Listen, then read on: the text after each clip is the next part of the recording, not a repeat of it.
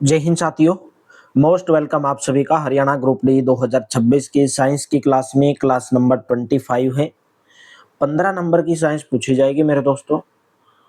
फिर दोबारा से आपसे एक रिक्वेस्ट कर रहा हूं कि जो भी स्टूडेंट सभी सीरीज को जब तक हरियाणा ग्रुप डी नहीं होता है कंटिन्यू ज्वाइन करेगा, अच्छे से उनका रिवीजन करेगा, तो मैं दोस्तों गारंटी देता हूं कि आपका सिलेक्शन 100% दिलाऊंगा।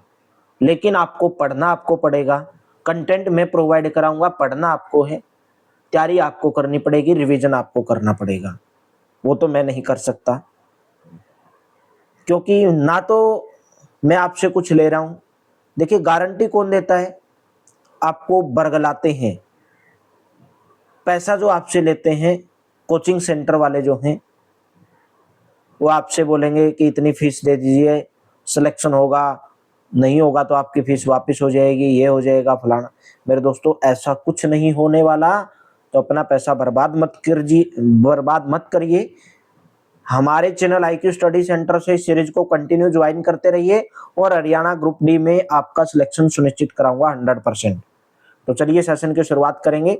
और उससे पहले ये हमारी सीरीज है जो चली हुई है डेली सुबह 7 बजे Haryana GK, Haryana current affairs, India GK daily सुबह 11 बजे, साइंस डेली दोपहर को 2 बजे, डेली मॉक टेस्ट लाइव रात को 9 बजे। जबरदस्त मॉक टेस्ट चलता है, इसको ज्वाइन करना ना भूलें। और 230 रुपीज में हरियाणा ग्रुप डी के लिए ऑल सब्जेक्ट PDF आप ले सकते हैं इस नंबर के ऊपर व्हाट्सएप करके, जो आपको स्क्रीन के ऊपर नजर आ रहा है।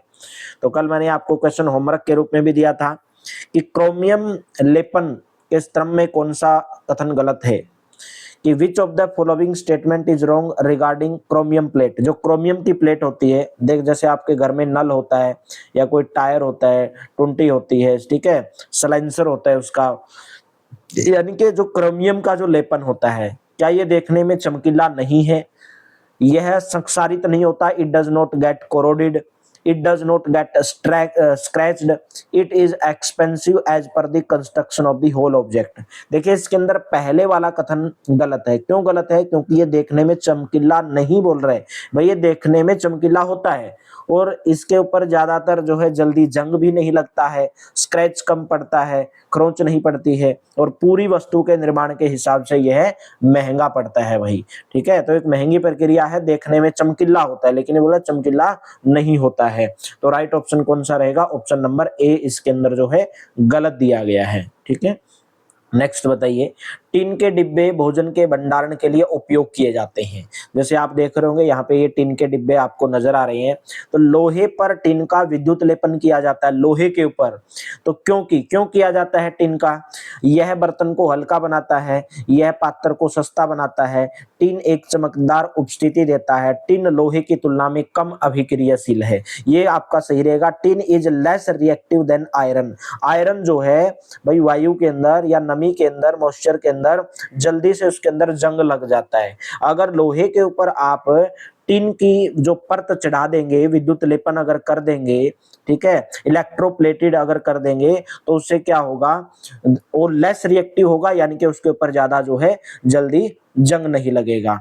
ठीक है, जैसे ये आयरन ऑब्जेक्ट है, ठीक है, तो प्लेटिंग के दौरान इसको इसके अंदर डाल दिया और आफ्टर प्लेटिंग ये ऐसा नजर आएगा और टिन जो है कोटेड हो जाएगा, इनके कोरोजन रेजिस्टेंस हो जाएगा। ठीक है, तो राइट ऑप्शन। और इससे क्या होता है, जो खाने वाले जो पदार्थ आप रखते हो वो लोहे के संपर्क में नहीं आते और खराब होने से वो बच जाते हैं। नेक्स्ट बताइए। 1752 में किस अमेरिकी वैज्ञानिक ने दर्शाया कि तड़ित और आपके कपड़ों से निकलने वाली चिंगारी अनिवार्य रूप से समान परिघटना है? In 1752, which American scientist demonstrated that lighting and the spark from your clothes are is essential the same phenomenon? Galileo Galilei, या बेंजामिन फ्रैंकलिन, या थॉमस एडिसन, या आर्किमिडीज। तो राइट ऑप्शन रहेगा option number B, Benjamin Franklin. Benjamin Franklin, option number आपका B correct रहेगा। इसी ने क्या किया था? वो एक परिघटना को दर्शाया था। जब एक प्लास्टिक के स्ट्राकर, यहाँ पे बोला गया है, जब एक प्लास्टिक के स्ट्रा को, यहाँ पे लिखना था पॉलीथीन से रगड़ा जाता है, ठीक है, तो प्लास्टिक स्ट्रा किस प्रकार का आवेश वहन करेगा? ठीक है, इंग्लिश के अंदर मैं बोल रहा हूं, यहाँ पे भाई ये बोल रहा है कि जब एक प्लास्टिक है, ठीक है, एक प्लास्टिक का कोई भी आपने ले लिया स्ट्रॉ, जैसे ये प्लास्टिक का स्ट्रॉ है, ये आपने ले लिया और इसको जब पॉलीथीन से रगड़ोगे, ठीक है, तो प्लास्टिक का स्ट्रॉ किस प्रकार का आवेश, यानी कि उसके ऊपर जो है कैसा आयन आ जाएगा, पॉजिटिव आएगा, नेगेटिव आएगा, कैसा आएगा। देखो जब आप प्लास्टिक की कोई भी रिफिल लेते हो, कोई भी रिफिल लेना प्लास्टिक की, और जब आप उसको कपड़े के साथ रगड़ते हैं तो उसके ऊपर क्या आ जाते हैं, कुछ इलेक्ट्रिक आयन आ जाते हैं, इलेक्ट्रिक आयन, ठीक है। जैसे आपने देखा होगा कई बार आप कंघी बालों के अंदर रगड़ते हो सूखे बालों से, और जब कंघी आप कहीं पे जैसे कागज रखा है हल्का सा, तो आपके बालों में रगड़ने के बाद उस कंघी से उस कागज को उठाना, टुकड़े को, वो जो कागज का टुकड़ा है उससे चिपक जाएगा। ऐसा क्यों होता है? ऐसा विद्युत आवेश के कारण होता है, ठीक है। ऐसी वस्तुओं को क्या बोलते हैं? विद्युत आवेशित वस्तुएं बोलते हैं। तो ऑप्शन नंबर बी करेक्ट रहेगा। इसके ऊपर कैसा आ जाएगा? ऋणात्मक आ जाएगा। B option will be correct, ठीक है। यानी कि जब आप उसको रगड़ोगे तो प्लास्टिक स्ट्रॉ के ऊपर ऋण आवेश आ जाएगा, ठीक है। बी ऑप्शन करेक्ट रहेगा। यहाँ पे लिखा है रगड़ने पर इलेक्ट्रॉनों का स्थानांतरण होता है और स्ट्रा ऋणात्मक आवेश वहन करता है। नेक्स्ट, जब दो निकायों के आवेश समान है, पूछा गया when two bodies have equal charges, बोला कि जब दो बॉडी है, एक बॉडी यहाँ पे है और एक बॉडी यहाँ पे है, जब दोनों के ऊपर क्या है? इक्वल चार्जेस हैं, and are placed near each other, then they will, equal charges एक दूसरे को क्या करेंगे?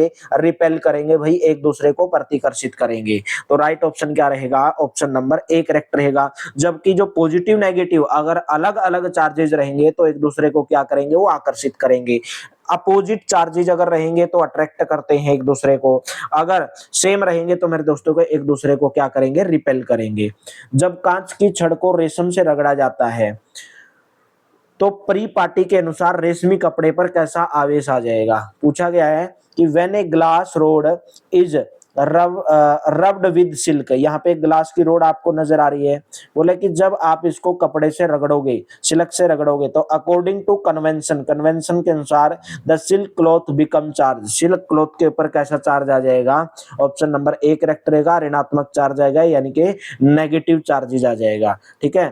रगड़ने की जो प्रक्रिया है, कांच की जो छड़ है उससे जो इलेक्ट्रॉन है, वो इलेक्ट्रॉन जो है, और जो रेशम का कपड़ा, जो सिल्की कपड़ा है, उसमें क्या हो जाते हैं? स्थानांतरित हो जाते हैं, ठीक है।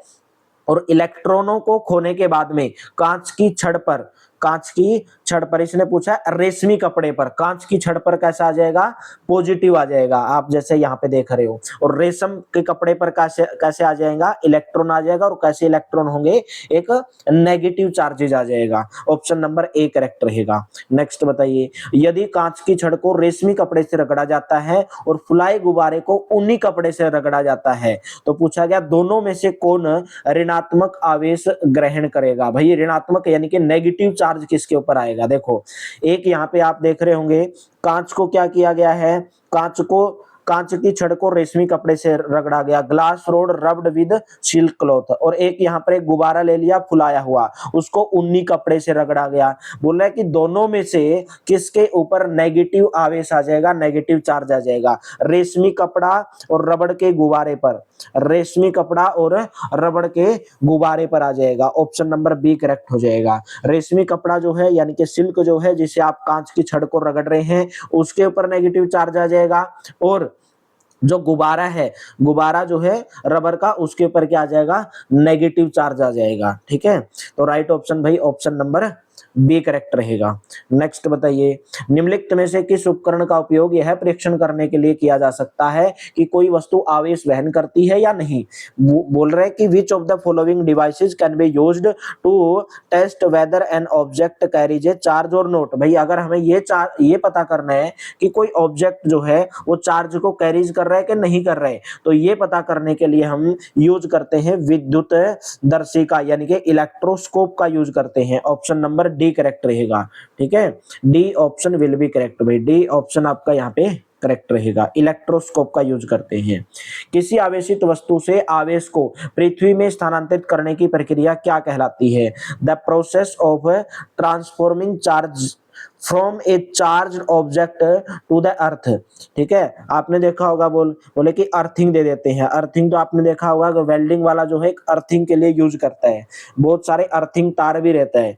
किसी आवेशित वस्तु से आवेश को पृथ्वी में स्थानांतरित करने की प्रक्रिया को बोला जाता है अर्थिंग बोला जाता है, भू संपर्क बोला जाता है। आपने देखा होगा कई बार, ठीक है, पृथ्वी में भेजने की प्रक्रिया, ठीक है, हमारे शरीर से होकर भाई स्पर्श करने पर, जैसे आप कई बार देखोगे हाथ से कोई पेपर क्लिप ले लिया आपने, जब हाथ से उसको आप स्पर्श करोगे, छुओगे, तो पन्नी की पट्टियां जो हैं, जो पन्नी आपने छुई है वो क्या हो जाएंगी, सिमट जाएंगे। और इसका कारण क्या है भाई, स्पर्श करने पर, छूने पर पन्नी की जो पट्टियां हैं उसका जो आवेश है, उसका जो चार्जेज है, हमारे शरीर से होकर किस्म के अंदर चला जाता है, पृथ्वी के अंदर चला जाता है। ठीक है, तो हमें तब पता चलता है कि जो हमने पन्नी जो छुई थी, जो पेपर क्लिप छुई थी, वो अनावेशित है, यानी कि उसके ऊपर चार्जेज नहीं आते हैं। ठीक है, तो ऑप्शन नंबर आपका ए, उसको हम अर्थिंग बोलेंगे। नेक्स्ट है, निम्नलिखित कथनों पर विचार कीजिए। पहला बोल रहे हैं कि कंसिडर द फॉलोइंग स्टेटमेंट। गर्ज वाले तूफानों के बनते में वायु की धाराएं नीचे की ओर जाती हैं जबकि जल की बूंदें ऊपर की ओर जाती है। During the formation of thunder storm, जब जब मेरे दोस्तों बादल गरजते हैं, ठीक है, गरज वाले तूफानों के बनते समय air current moves downward, air जो करंट है वो move downward, while water droplets move upward. Next बोला है positive charges accumulate near the upper edge of the clouds while negative charges get accumulated at the lower edge of the cloud. तो उसमें से पूछा गया कि कौन सा उपयुक्त में से सही नहीं है, सही कौन सा नहीं है भाई। इसके अंदर पहले वाला कथन सही नहीं है, पहली स्टेटमेंट इसके अंदर सही नहीं है, दूसरी स्टेटमेंट सही है भाई। बादलों का जो ऊपरी किनारा है, जैसे आप बादल देख रहे होंगे, बादलों का ऊपरी किनारा के ऊपर पॉजिटिव धनावेश आ जाएगा और नीचे वाले के ऊपर क्या आ जाएगा, नेगेटिव आ जाएगा। और गर्ज वाले तूफानों के बनते में वायु की जो धाराएं हैं, एयर करंट, वो डाउनवर्ड नहीं जाती हैं, वो अपवर्ड जाती हैं। वायु की धाराएं ऊपर की ओर जाती हैं, ठीक है, एयर करंट ऊपर की ओर जाता है, लेकिन इसे बोला नीचे की ओर आता है, और जल की बूंदें नीचे की ओर आती हैं, उल्टा है इसके अंदर। ठीक है, तो राइट ऑप्शन भाई ऑप्शन नंबर ए करेक्ट रहेगा, A option will be correct. चलिए नेक्स्ट बताइए। और इसी के कारण भाई जब पॉजिटिव नेगेटिव जो है वो पृथ्वी के संपर्क में आती हैं तो बिजली क्या चमकती है, इसलिए बिजली चमकती है। विद्युत विसर्जन की प्रक्रिया के संदर्भ में निम्नलिखित कथनों पर विचार कीजिए। Consider the following statements in the context of the process of electric discharge. Electric discharge दो या अधिक बादलों के बीच हो सकती है। It can occur between two और more clouds, it can occur between clouds and the earth. तो दोनों की दोनों स्टेटमेंट इसके अंदर क्या हो जाएंगी, सही हो जाएंगी। यानी कि जो विद्युत इलेक्ट्रिक जो डिस्चार्ज है उसकी जो प्रक्रिया है, उसका जो प्रोसेस है, वो दो या अधिक बादलों के बीच या बादलों या पृथ्वी के बीच में हो सकती है। ठीक है, तो राइट ऑप्शन भाई ऑप्शन नंबर सी करेक्ट रहेगा। नेक्स्ट बताइए। अपनी सुरक्षा, बादलों और पृथ्वी हो गया। नेक्स्ट है अपनी सुरक्षा सुनिश्चित करने के लिए, अपनी सुरक्षा, हाँ ये क्वेश्चन छूट गया। बादलों और पृथ्वी या विभिन्न बादलों के बीच विद्युत विसर्जन की प्रक्रिया क्या कहलाती है, वो कहलाती लाइटिंग भाई। ठीक है, the process of electric discharge between clouds and earth और बिटवीन डिफरेंट क्लाउड्स। लाइटिंग किसे प्रोड्यूस होती है, जब इलेक्ट्रिक डिस्चार्ज प्रक्रिया होती है किसके बीच में, या तो दो बादलों के बीच में, या बादलों के बीच में, या पृथ्वी के बीच में, तब कौन सी प्रक्रिया होती है, लाइटिंग हम उसको बोलते हैं। और इससे क्या होता है, ज्यादा लाइटिंग आती है, प्रकाश, जिसे आप बिजली कड़कना बोलते हैं, और ज्यादा ध्वनि उत्पन्न होती है, जैसे आप इमेज के अंदर देख रहे होंगे। ठीक है, नेक्स्ट बताइए। अपनी सुरक्षा सुनिश्चित करने के लिए तड़ित झंझा यानी कि बादलों के गर्जन के दौरान कौन सा मानव क्रियाकलाप नहीं करना चाहिए। ये बोल रहे हैं कि जब बादल गरज रहे हो तो उस टाइम पे आपको कौन सी क्रिया नहीं करनी चाहिए। Precaution during thunderstorm, turning of clouds, तार वाले फोन से बातचीत करना। नेक्स्ट बोला जमीन पर नीचे बैठना, मोबाइल का उपयोग करना, या छोटे पेड़ों के नीचे शरण लेना। तो इसमें से पूछा गया कि कौन सी क्रियाकलाप आपको नहीं करनी चाहिए। सबसे पहला है talking on A corded telephone, जमीन पर नीचे बैठना, मोबाइल का उपयोग करना, या छोटे पेड़ों के नीचे शरण लेना। जैसे आप वाहन, मोटरसाइकिल, ट्रैक्टर, मशीनें, ठीक है, इनका उपयोग करना भी उस टाइम पे सही नहीं है। खुले मैदानों के अंदर, ऊंचे वृक्ष, पार्कों के अंदर बैठना, ठीक है, ये भी सुरक्षा नहीं है भाई। यानी कि आप जब बिजली कड़क रही हो, बादलों का गर्जन हो रहा हो, थंडर स्टॉर्म चल रही हो, थंडरिंग ऑफ क्लाउड्स हो, तो उस टाइम पे आपको जो है ज्यादा जो वृक्ष है उनके नीचे नहीं बैठना चाहिए, ठीक है। तो जमीन पर नीचे बैठना, वो बैठ सकते हो। मोबाइल का उपयोग करना, यूजिंग ऑफ मोबाइल फोन, यहाँ पे बोल रहा है कि कौन सी क्रियाकलाप नहीं करनी चाहिए। तो जो टेलीफोन वाले तार हैं, विद्युत तार हैं, उसके पाइपों के ऊपर आधारित होती है विद्युत तार, और जो मेटल के जो पाइप होती हैं उसके आघात कर सकती है, यानी कि आपको हानि पहुंचा सकती है। वैसे तो वो सभी स्टेटमेंट है, लेकिन सबसे मेन स्टेटमेंट है ऑप्शन नंबर ए, तार वाले फोन से बातचीत करना, जो आप घरों के अंदर लैंडलाइन यूज करते हो, ठीक है। छोटे पेड़ों के नीचे शरण ले सकते हो, लेकिन बड़े पेड़ों के नीचे नहीं लेना चाहिए, ठीक है। छोटे पेड़ क्या है, गिरते नहीं है, ठीक है। मोबाइल का उपयोग करना। नेक्स्ट बताइए, किसी इमारत में तड़ित चालक क्यों लगाया जाता है? किसी भी इमारत में तड़ित चालक क्यों लगाया जाता है? आपने देखा होगा जो बड़ी बड़ी इमारतें होती हैं उसके ऊपर आप देखोगे एक लोहे का लगा होता है, लाइटिंग रोड लगी होती है। ऐसा क्यों लगाया जाता है बड़ी बड़ी इमारतों पर? भाई तड़ित चालक जो लाइटिंग रोड है एक ऐसा यंत्र है जिसका जो उपयोग है वो लाइटिंग का इफेक्ट उस बिल्डिंग के ऊपर ना पड़े, इसलिए वो लगाया जाता है, ठीक है। बिल्डिंग के ऊपर ना पड़े इसलिए लगाया जाता है। यह तड़ित बिजली को यह तड़ित यानी कि बिजली को इमारत पर गिरने से पहले ही विकर्षित कर देता है। यह बिजली को उस क्षेत्र में बलपूर्वक गिरा देता है। नेक्स्ट स्टेटमेंट बोल रहा है, बिजली की इमारत से टकराने पर उत्पन्न आवेश को यह भूमि में संहित कर देता है। ये स्टेटमेंट आपका सही रहेगा, ऑप्शन नंबर सी करेक्ट रहेगा, ठीक है। Safety conducts the electric charge into the ground. तड़ित चालक का कार्य क्या है? लाइटिंग रोड क्यों लगाई जाती है? क्योंकि बिजली के जो चार्जेज हैं उसको सुरक्षित रूप से भूमि के अंदर क्या कर देता है? प्रवाहित कर देता है।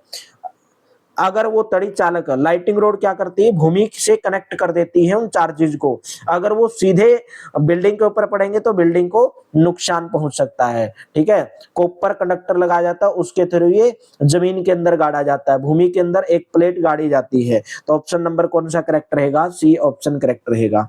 एक प्राकृतिक घटना जिसकी भविष्यवाणी नहीं की जा सकती, कौन सी प्राकृतिक घटना है? तो वो घटना का नाम है मेरे दोस्तों अर्थक्वेक, यानी कि भूकंप, ठीक है। भूकंप जिसके बारे में भविष्यवाणी करने की जो अक्षमता है अभी भी हम विकसित नहीं कर पाए हैं, ठीक है। और ज्यादा भूकंप आता है तो बहुत ज्यादा हानि हो जाती है।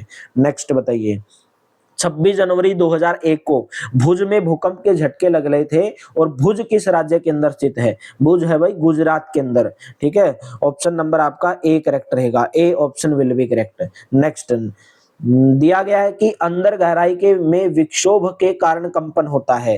Vibration are caused by disturbance deep inside. भाई पृथ्वी के अंदर है, गहराई के अंदर विक्षोभ के कारण कंपन होता है। भूपर पट्टी में, या अर्थ मेंटल में, या अर्थ आउटर कोर में, या अर्थ इनर कोर में।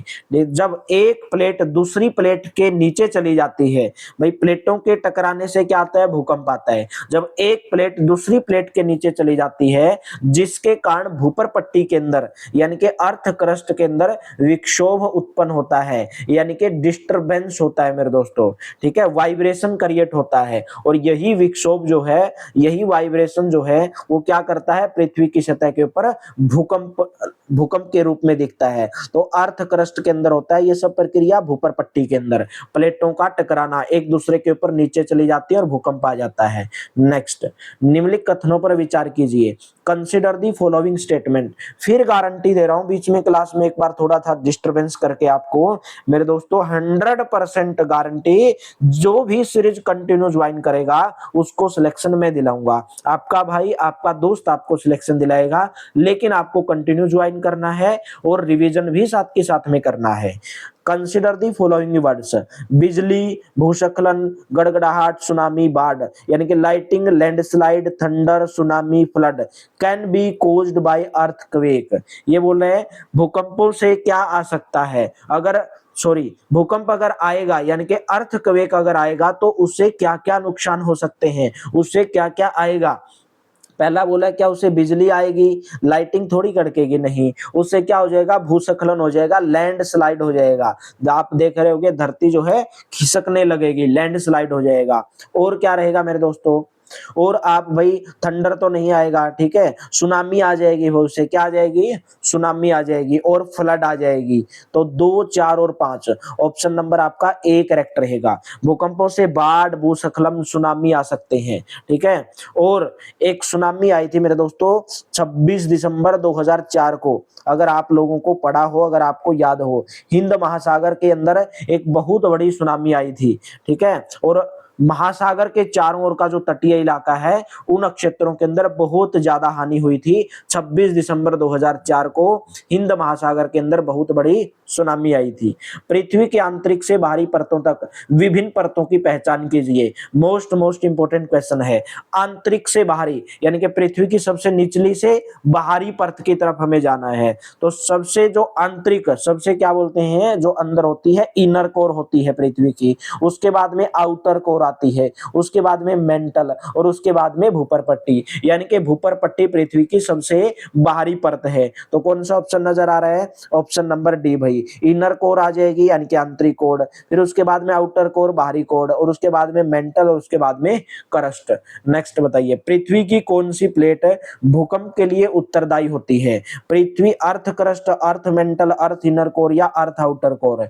भाई आपको मैं बता देता हूं, पृथ्वी की भूपर पट्टी, ठीक है, पृथ्वी की सबसे ऊपरी सतह, ठीक है, पृथ्वी की जो सबसे ऊपरी सतह है, ऊपरी सतह की जो गहराई है, उसके अंदर गड़बड़ के कारण क्या आ जाते हैं, भूकंप आ जाते हैं। और पृथ्वी की इस परत को हम भूपर पट्टी बोलते हैं, अर्थ क्रस्ट बोलते हैं। तो राइट ऑप्शन कौन सा रहेगा, ए ऑप्शन आपका यहाँ पे करेक्ट रहेगा। और पृथ्वी की जो ये परत है, इसके ये खंड के अंदर नहीं बंटी हुई है, यानी कि टुकड़ों के अंदर नहीं बंटी हुई है, एक परत बिल्कुल मिलके बनी है ये, और इसका टुकड़ों के अंदर विभाजित हो जाता है, और इन्हीं टुकड़ों को हम क्या बोलते हैं, प्लेट बोलते हैं। और ये प्लेट हमेशा पृथ्वी के अंदर गति करती रहती हैं, यानी कि जब एक दूसरे से रगड़ खाती हैं या एक दूसरे के ऊपर जब ये चढ़ जाती हैं तो क्या आ जाता है, भूकंप आ जाता है।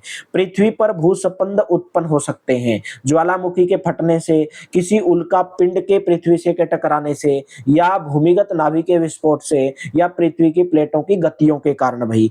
Eruption of volcanoes, collision of a meteorite with the earth, underground nuclear explosion, या movement of earth plates.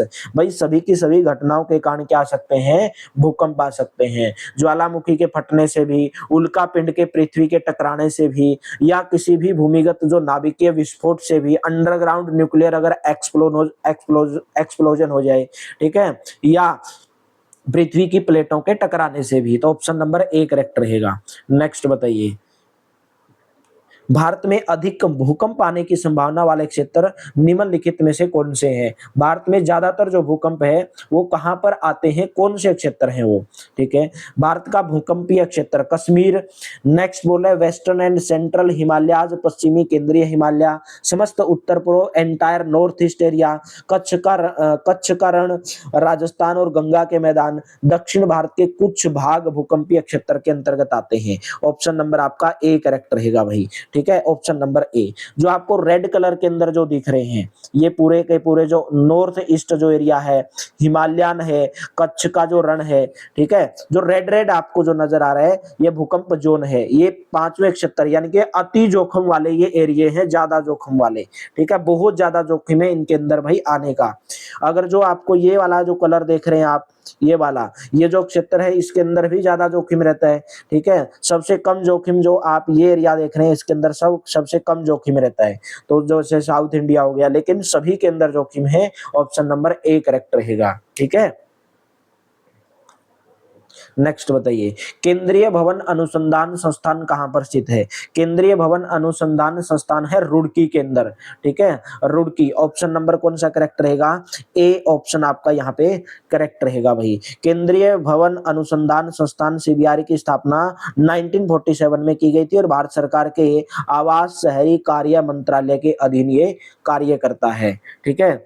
Next बताइए, निम्नलिखित कथनों पर विचार कीजिए और आंसर दीजिए। कंसिडर द फॉलोइंग स्टेटमेंट है। पहली स्टेटमेंट क्या बोल रहे हैं कि the point inside the earth है where an earthquake originate is called the focus है। देखो ये पृथ्वी का फोकस है, ये बोले कि जहां से अर्थ, वो पॉइंट है पृथ्वी के अंदर जहां से अर्थक्वेक ओरिजिनेट होता है उसको हम फोकस बोलते हैं। पहली स्टेटमेंट सही है। The point on the earth surface where the earthquake is first felt, जहां पर पृथ्वी का वो पॉइंट जहां पर जो अर्थक्वेक है, भूकंप सबसे पहले महसूस किया जाता है, सबसे पहले पहुंचता है, उसको हम क्या बोलते हैं, अधिकेंद्र बोलते हैं, यानी कि हम उसको एपिसेंटर बोलते हैं। ये भी स्टेटमेंट सही है। Next, the intensity of earthquake wave is measured on the Richter scale. Richter scale से भूकंपीय तरंग की तीव्रता मापी जाती है। ये भी स्टेटमेंट सही है। तो तीनों की तीनों स्टेटमेंट इसके अंदर सही है। ऑप्शन नंबर आपका डी करेक्ट रहेगा। नेक्स्ट बताइए, परावर्तन के बाद पृष्ठ से वापस आने वाली किरणों को क्या बोलते हैं। देखो ये मेरे दोस्तों कोई भी एक रिफ्लेक्टिंग सरफेस है, एक प्रावर्तक सरफेस है, इसके ऊपर कोई भी रे यानी कि आपतित किरण क्या होगी, इंसिडेंट रे बोलते हैं, आपतित किरण इसके ऊपर आएगी और उसके द्वारा जो कोण बनेगा, आपतित किरण के द्वारा इंसिडेंट रे के द्वारा जो कोण बनेगा उसको हम क्या बोलेंगे, आपतन कोण बोलेंगे, यानी कि एंगल ऑफ इंसिडेंस बोलेंगे। जब ये आपतित किरण टकरा के चली जाएगी तो हम उसको क्या बोलेंगे, रिफ्लेक्टेड रे बोलेंगे, परावर्तित किरण बोलेंगे। और परावर्तित किरण के द्वारा जो कोण बनेगा हम उसको क्या बोलेंगे, परावर्तन कोण बोलेंगे, एंगल ऑफ रिफ्लेक्शन। ये वाला जो है वो एंगल ऑफ रिफ्लेक्शन आपको नजर आएगा। ये एंगल ऑफ रिफ्लेक्शन किसके द्वारा बनाया गया, परावर्तित किरण के द्वारा। ये आपतित किरण के द्वारा बनाया गया, इसको हम आपतन कोण बोलेंगे। और परावर्तन के बाद पृष्ठ से वापस आने वाली किरण को हम क्या बोलेंगे, एक परावर्तित किरण बोलेंगे। ऑप्शन नंबर आपका यहाँ पे ए करेक्ट रहेगा। प्रकाश की किरण जब किसी पृष्ठ पर गिरती है उसी पृष्ठ से वापस लौट आती है, तो वापस आने वाली किरण को परावर्तित किरण यानी कि रिफ्लेक्टेड रे बोलेंगे। और जो बीच वाला जो होगा इन दोनों के बीच में, इसको क्या बोलेंगे, अभिलंब बोलेंगे, यानी कि नॉर्मल बोलेंगे। किसी पृष्ठ पर पड़ने वाली प्रकाश किरण को क्या बोला जाता है, तो अभी तो हमने पढ़ा उसको हम आपतित किरण बोलते हैं भाई, हम उसको इंसिडेंट रे बोलते हैं, आपतित किरण बोलते हैं, अभिलंब बोलते हैं। जैसे अभी बताया था, जो इसके ऊपर पड़ेगी पृष्ठ के ऊपर उसको आपतित किरण बोलेंगे, उसके द्वारा बनाया जाएगा आपतन कोण, एंगल ऑफ इंसिडेंट। और उसी के द्वारा जो किरण परावर्तित होगी या रिफ्लेक्टेड होगी इसको हम रिफ्लेक्टेड किरण बोलेंगे। नेक्स्ट बताइए, आपतित किरण के बीच में निर्मित कोण को आपतन कोण कहते हैं। सतह, अभिलंब, सप्रस रेखा या परावर्तित किरण। भाई हमसे पूछा है कि जो आपतित किरण और किसके बीच में जो कोण बनेगा हम उसको आपतन कोण बोलेंगे। तो मैंने तो आपको बता दिया कि जो आपतित इंसिडेंट रे जब किसी सतह के ऊपर पड़ती है तो किसके बीच में कोण बन रहा है, ये अभिलंब है। तो अभिलंब और किसके बीच में बनेगा, आपतित किरण के बीच में बनेगा। और उसी प्रकार रिफ्लेक्टेड वे में भी किसके बीच में बनेगा, अभिलंब और रिफ्लेक्टेड रे के बीच में बनेगा। रिफ्लेक्टेड रे के द्वारा जो कोण बनेगा उसको आर नाम दिया गया है और इसको क्या देंगे, आई नाम देंगे। भाई आई से इंसिडेंट रे के द्वारा बनाया गया कोण और आर से रिफ्लेक्टेड रे के द्वारा बनाया गया कोण। तो अभिलंब यानी कि नॉर्मल और आपतित किरण के बीच में निर्मित कोण को हम क्या बोलेंगे, आपतन कोण बोलेंगे भाई। ठीक है, आपतन कोण बोलेंगे। तो राइट ऑप्शन कौन सा रहेगा, बी ऑप्शन करेक्ट रहेगा। नेक्स्ट, परावर्तन का जो नियम है, परावर्तन का नियम, आपतन कोण परावर्तन कोण के बराबर होता है, यह निम्न पर प्रकाश की किरण के परावर्तन के लिए सत्य है। पहला क्या बोल रहे हैं कि the law of reflection, the law of reflection जो है वो angle of incidence is equal to the angle of reflection. ये बोला कि जो एंगल ऑफ जो इंसिडेंट है यानी कि जो आई है और जो एंगल ऑफ रिफ्लेक्शन है, ये बोला कि दोनों बराबर होंगे लॉ ऑफ रिफ्लेक्शन के अनुसार। क्या ये बात सही है, बिल्कुल सही है ये बात। तो is true for the reflection of light from the following. For ये जो एंगल ऑफ रिफ्लेक्शन जो सेम होंगे, एंगल ऑफ इंसिडेंट और एंगल ऑफ रिफ्लेक्शन, ये कौन सी किस चीज के लिए सही है, ये सत्य है। फॉर प्लेन सरफेस, इसके लिए पहली बात तो प्लेन सरफेस होना चाहिए। कनकेव सरफेस, इसके लिए भी ये बेनिफिशियल है। कन्वेक्स सरफेस के लिए भी, तो ऑल ऑफ द अबव आ जाएगा। ठीक है, ऑल ऑफ द अबव आ जाएगा। Option number D, according to the law of reflection the angle of incidence is equal to the angle of reflection.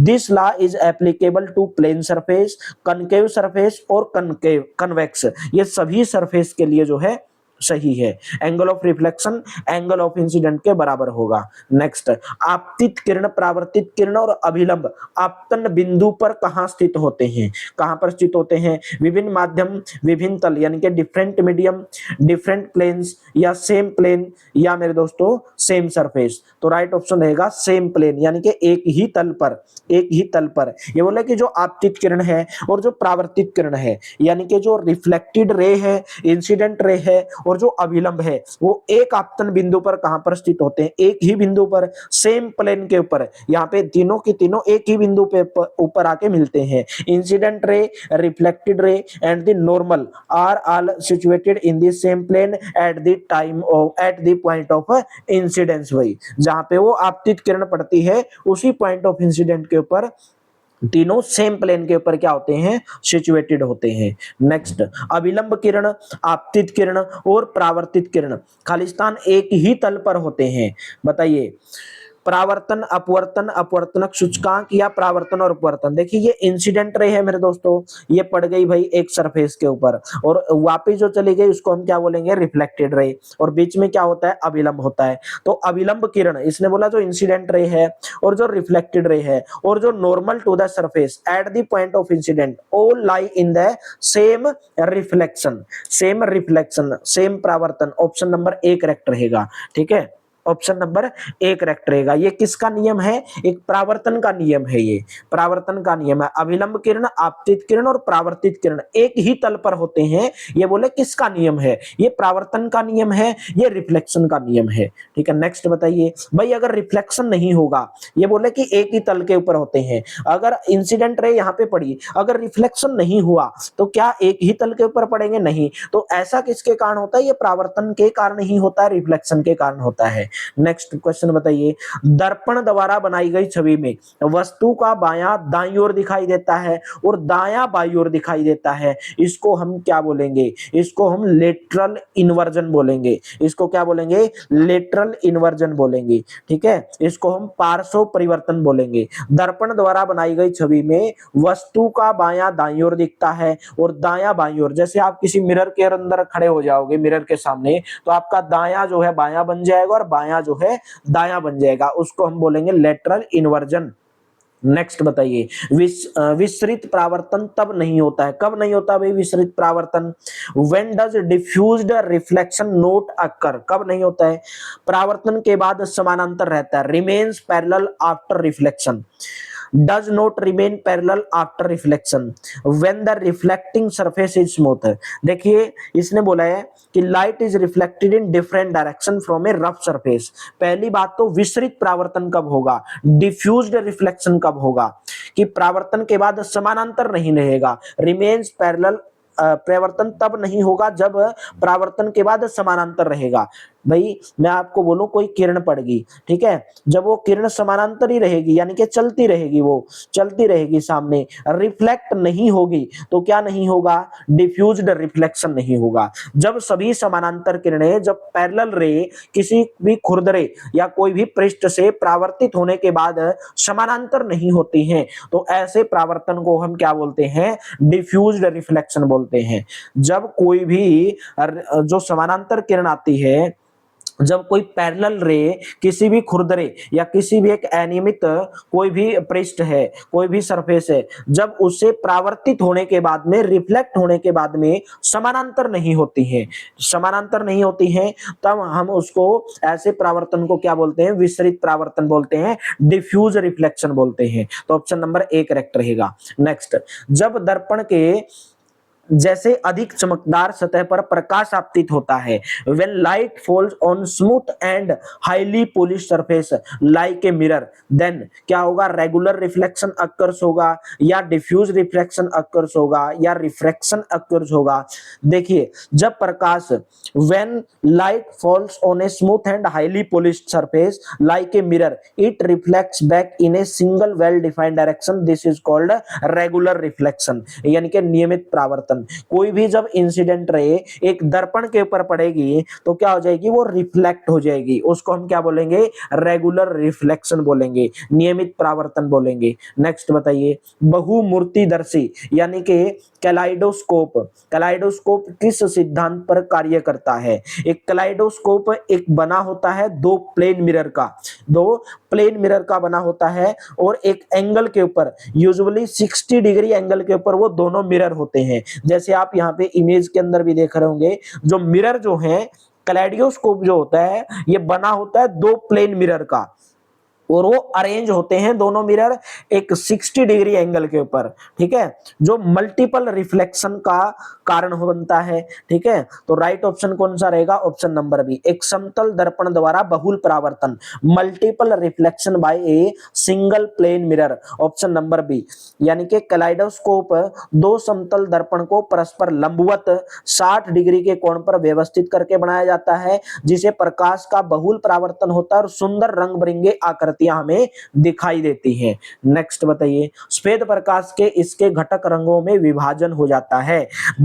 Splitting of white light into its component colours, उसको हम क्या बोलेंगे, उसको बोलेंगे विक्षेपण, उसको हम बोलेंगे डिस्पर्जन। जब श्वेत प्रकाश किसी भी प्रिज्म से, जैसे ये प्रिज्म है और यहाँ से श्वेत प्रकाश गुजर रहे हैं, तो इस श्वेत प्रकाश का रंगों के अंदर विभाजन हो जाना, उसको हम क्या बोलेंगे, डिस्पर्जन बोलेंगे, यानी कि विक्षेपण बोलेंगे। ऑप्शन नंबर क्या हो जाएगा, बी ऑप्शन करेक्ट हो जाएगा। आंख के पारदर्शी अगर भाग को आप क्या बोलते हैं, स्वच्छ मंडल यानी कि कॉर्निया बोलते हैं, या भाई दृष्टिपटल रेटिना बोलते हैं, या आंख की पुतली बोलते हैं, या आइरिस बोलते हैं? इसका आंसर आपको होमवर्क के रूप में कमेंट बॉक्स के अंदर देना है कि आंख के पारदर्शी अगर भाग को, what is the transparent front part of the eye, उसको हम क्या बोलेंगे।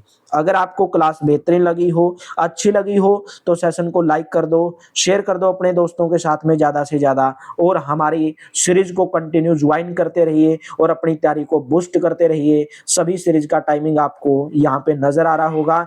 भाई अगर आपको कंप्लीट पीडीएफ प्राप्त करनी है तो इस नंबर के ऊपर व्हाट्सएप करके हरियाणा ग्रुप डी के लिए 230 रुपीज में कंप्लीट पीडीएफ आप प्राप्त कर सकते हैं। Thank you, have a nice day. मिलते हैं कल की क्लास में, और डेली रात को मॉक टेस्ट में जुड़ा करो एकदम जोश जुनून के साथ में, ठीक है, पूरा एकदम जोश लेकर आया करो, पूरा एकदम तैयारी से आया करो भाई, ठीक है, ताकि मेरे को भी लगे कि आईक्यू स्टडी सेंटर के स्टूडेंट मेरे से पढ़ रहे हैं और मॉक टेस्ट के अंदर बेहतरीन स्कोर कर रहे हैं, एकदम जोश के साथ में, एकदम तैयारी के साथ में। जब तक आपके अंदर किसी भी काम को करने के लिए जोश नहीं होगा, जुनून नहीं होगा, जज्बा नहीं होगा, तो काम को करने में ना तो मजा आएगा, ना आपको पढ़ने में मजा आएगा। चाहे वो पढ़ने का काम हो, चाहे कोई भी आपका काम हो, तो किसी भी काम को जोश से करिए, जुनून से करिए, एकदम शरीर के अंदर एक एक अंग आपका, एक एक ब्लड का कतरा कतरा आपका जोश से भरा होना चाहिए। अगर आप सिलेक्शन लेना चाहते हैं, एक एक कतरे के अंदर आपका जुनून होना चाहिए। किसका जुनून होना चाहिए, पढ़ाई का जुनून होना चाहिए। तो चलिए मेरे दोस्तों, thank you, have a nice day. मिलेंगे कल की क्लास में।